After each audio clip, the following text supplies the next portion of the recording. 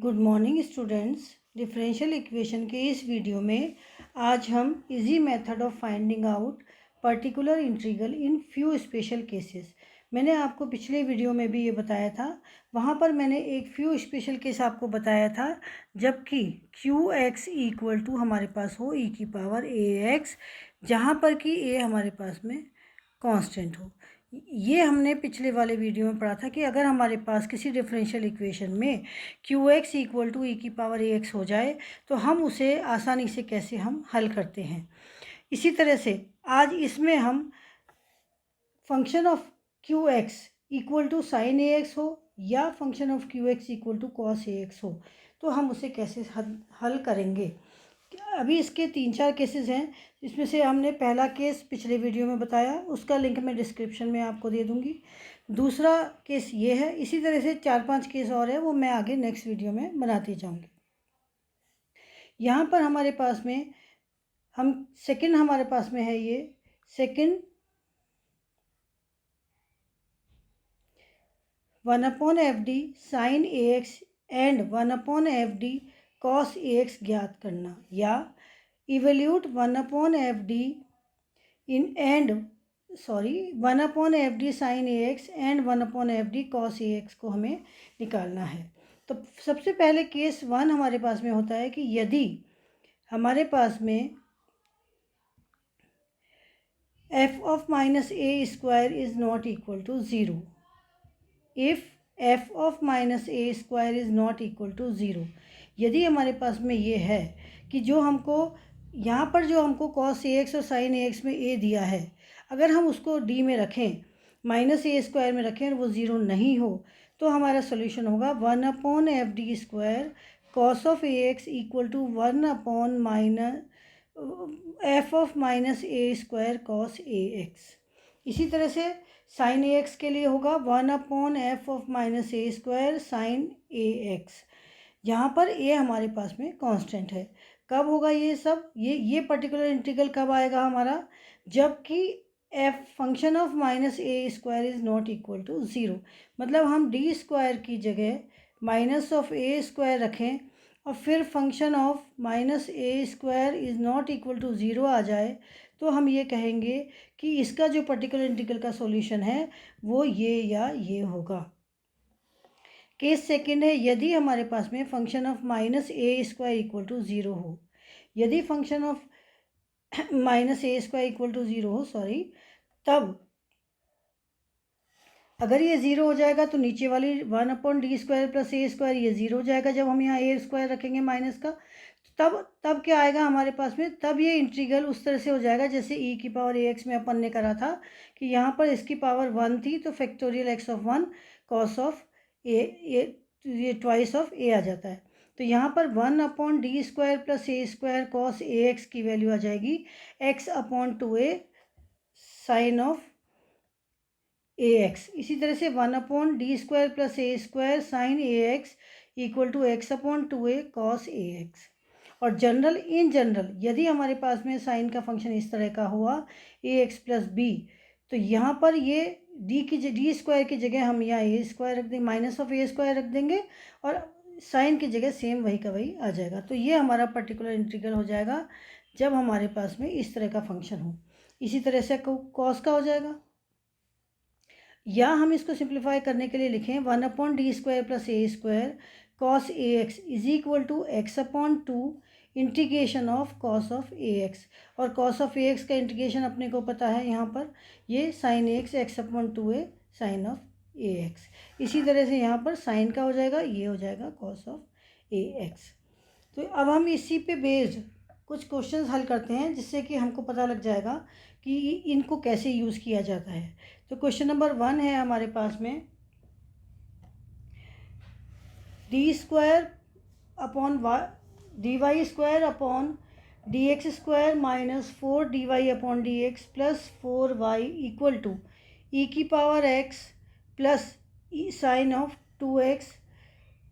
इस differential equation को अपन ने को सॉल्व करना है, सॉल्व इट, इसे अपने को सॉल्व करना है। तो इसके लिए हम क्या करेंगे, हमें जो समीकरण दिया है ये, इस समीकरण को हम क्या लिखेंगे, द गिवन डिफरेंशियल इक्वेशन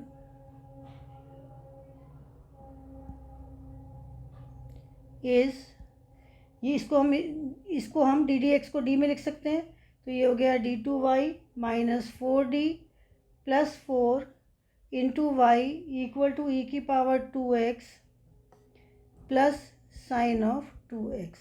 अब यहाँ पर देखिए ये हमारे पास में क्या है, q ऑफ x। तो सबसे पहले तो हम इसका कॉम्प्लीमेंट्री फंक्शन निकालते हैं। उसके लिए हम ऑक्सिलरी इक्वेशन यानी कि सहायक समीकरण निकालेंगे पहले। और सहायक समीकरण कब होती है, जब QX इक्वल टू 0 हो। तो वो कैसे क्या करेंगे, हम इसको हम 0 के बराबर कर देंगे। तो ये हो गया हमारे पास में D square Y minus 4d plus 4 equal to 0। यहाँ पर ऑक्सिलरी इक्वेशन में d की जगह हम m रखेंगे, तो हमारे पास में आएगा m स्क्वायर, सॉरी यहाँ y नहीं आएगा, m square minus 4m plus 4 equal to 0। अब इसमें इसको हम फैक्टर कर देंगे, तो ये हमारे पास में आया m माइनस 2 का होल स्क्वायर इक्वल टू 0। तो इसके जो हमारे पास में फैक्टर आ गए, मतलब रूट्स आ गए, वो क्या आ गए, 2 and 2, मतलब रियल एंड रिपीटेड।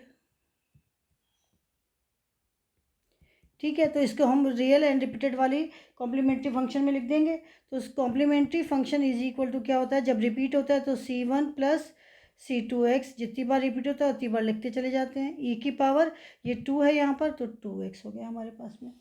इसी तरह से particular integral is equal to 1 upon ये जो फंक्शन ऑफ d है ये रखेंगे हम। ये है हमारे पास में D square minus 4d plus 2 into ई की power 2x plus sine of 2x, और 1 upon D square minus 4d plus, sorry यहाँ पर 4 आएगा, प्लस 4 इंटू ई की power 2x plus 1 upon D square minus 4d plus 4 into sine of 2x, which is equal to, इसका factor कर लेते हैं, d minus 2 का whole square e2x plus 1 upon D minus 2 का whole square sine of 2x। तो यहाँ पर अब यहाँ पर ये जो फंक्शन है ये साइन का है, तो हम इसको किस तरह से लिख सकते हैं, यहाँ पर ये देखिए डी स्क्वायर की जगह हम यहाँ पर ए स्क्वायर लिख सकते हैं। तो इसको हम खोलने की जगह पहले हम इसकी वैल्यू रख देते हैं यहाँ पर। तो डी स्क्वायर की जगह मैंने रखा माइनस ऑफ ए स्क्वायर, तो इसके लिए माइनस ऑफ ए स्क्वायर कितना, ए कितना है 2, और हमारे पास यहाँ पर ए इक्वल टू 2 है, तो ए स्क्वायर इक्वल टू 4 हो गया। तो यहाँ पर आएगा minus 4d plus 4, which is equal to, ये वाला जो फंक्शन है ये मैंने पिछले वीडियो में आपको बताया था कैसे निकालते हैं। जब यहाँ पर 2 है और ये यहाँ 2 रखने से ये फंक्शन 0 हो जाता है, तो 1 upon F D equal to 0 हो जाए। अगर हमारे पास में एक एफ ए इक्वल टू 0 हो, तो उस केस में हम लिखेंगे एक्स ऑफ आर, ये आर हमारे पास 2 है, तो x square by factorial 2 into ई की पावर ए एक्स, ये इसका डायरेक्ट हो गया हमारे पास में सॉल्यूशन। प्लस 1 अपॉन, इससे कैंसिल हो गया, तो ये हो गया 1 upon 4d sign of 2x। अब इसको हम डायरेक्ट इंटीग्रल कर लेंगे, 1 upon d is integral of this, तो which is equal to x square by 2 e की power a x plus 1 upon 4 integration of sine of 2x dx, which is equal to x square by 2 e की power a x plus 1 upon 4, sorry यहाँ से ये minus 4d था, तो next step में यहाँ पर ये माइनस आएगा, और यहाँ भी माइनस, ये माइनस ऑफ 1/4 साइन 2x का होता है minus of cos of 2x upon 2 which is equal to x²/2 e की power ax plus 1/8 cos of 2x। तो हमारा जनरल सॉल्यूशन क्या हो गया? General solution of differential equation is y equal to c into F complementary function plus particular integral. तो हमारे पास में कॉम्प्लीमेंट्री फंक्शन ये था हमारे पास में 1, ये हमारे पास में था इक्वेशन नंबर 1 और ये हमारे पास में है इक्वेशन नंबर 2। तो इन दोनों को हमने लिखा यहाँ पर, तो ये हमारे पास में आएगा c1 प्लस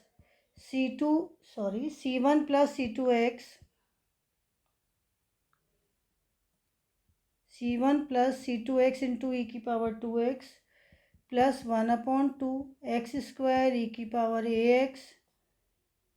यहाँ पर a की जगह हमारे पास में 2 था, सॉरी मैंने यहाँ पर ये लिखा नहीं, आप सब जगह यहाँ पर लिखेंगे। ये 2x है तो यहाँ पर ये ax मैंने आपको डायरेक्ट वो लिख दिया इस पर, तो ये यहाँ पर 2x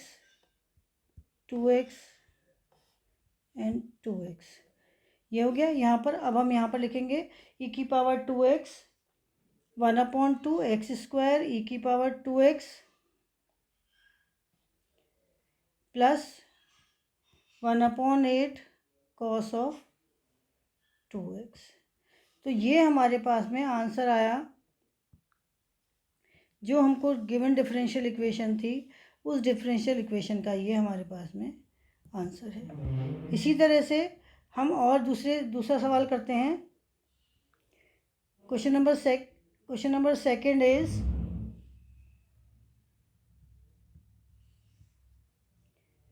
d² प्लस 1 का whole square y is equal to cos x into cos of 2x। यहाँ पर आप ये देखना कि देखा है आपने कि यहाँ पर कॉम्प्लीमेंट्री फंक्शन और यहाँ पर ये जो हमने इंटीग्रल को हल किया है ये दोनों तरह से हमारे पास में एक ही टर्म में दोनों तरह से आ गया। एक तो e की पावर 2x आ गया और एक हमारे पास में sin x में आ गया। तो जो पिछली वीडियो में पढ़ाया था उसका e की पावर 2x का उससे इसमें आप करेंगे और sin 2x का जो अभी मैंने आपको बताया था उससे करेंगे। तो इस तरह से हमारे पास में ये सॉल्यूशन आया है। अब हम क्वेश्चन नंबर सेकंड को हल करते हैं। क्वेश्चन नंबर सेकंड हमारे पास में है d² प्लस 1 का whole square into Y equal to cos x cos 2x। ये हमारे पास में यहाँ पर q ऑफ x है जो कि cos में आ रहा है। तो हमारा इसका ऑक्सिलरी इक्वेशन यानी कि सहायक समीकरण क्या होगी?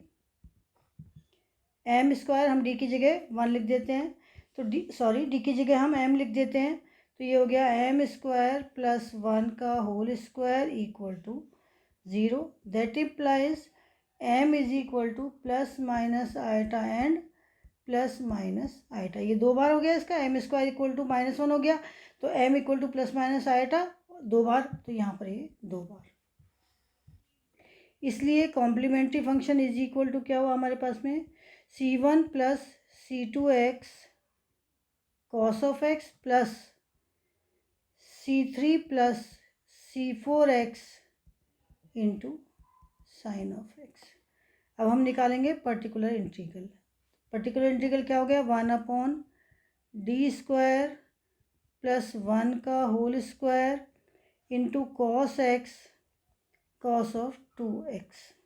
अब हमारे पास में हमको केवल या तो cos ax चाहिए या sin ax चाहिए, तो इसको हम उसमें चेंज करेंगे।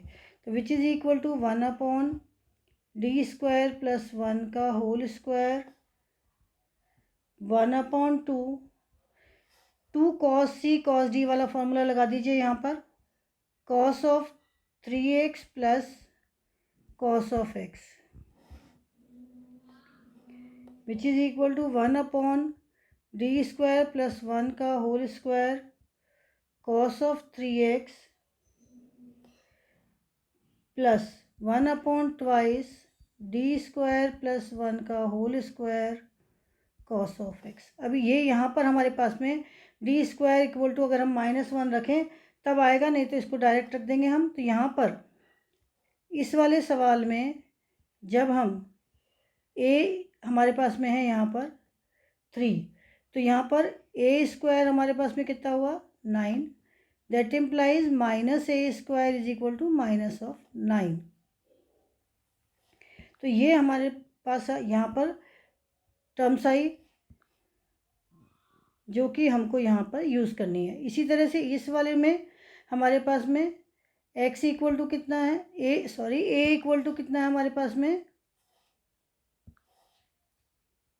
1 और a² इक्वल टू 1 और -a² इक्वल टू -1। अब हम इसको यूज़ करेंगे। यहाँ पर देखिए दो केस हो गए। यहाँ पर जब f of -a² is not equal to 0 और यहाँ पर f of -a equal to a² equal to 0, ये दो केस हमारे पास में आ गए। इन दोनों केस का जो मैंने आपको अभी पहले वीडियो में इसी वीडियो में आगे पढ़ाया था उसके अकॉर्डिंग हम इसको यहाँ पर लगाएंगे। तो ये हमारे पास में आएगा 1/2 -9 प्लस 1 का whole square cos of 3x plus -1² x² upon 2 into 2 का square into factorial 2 cos of x plus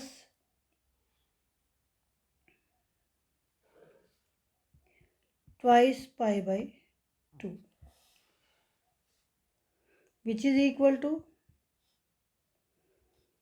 1/128 cos of 3x plus x² upon 16 cos of x plus π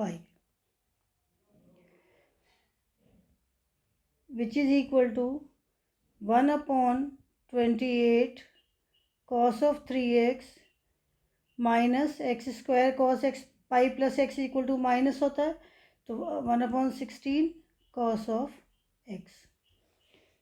So the general solution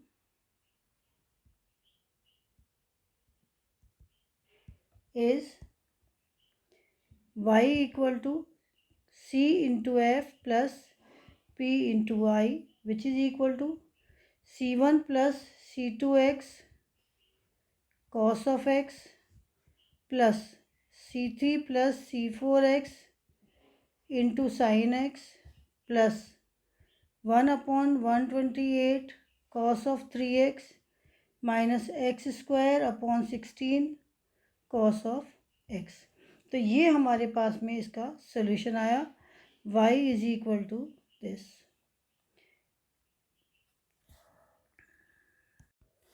तो ये इस तरह से हमारा एक solution निकला है जो हमारे को गिवन डिफरेंशियल इक्वेशन थी उसका ये आंसर है। इस तरह से आप और बाकी सवाल भी हल कर लीजिए और जो नहीं आए मुझे कमेंट्स में जाकर पूछ सकते हैं। Thank you.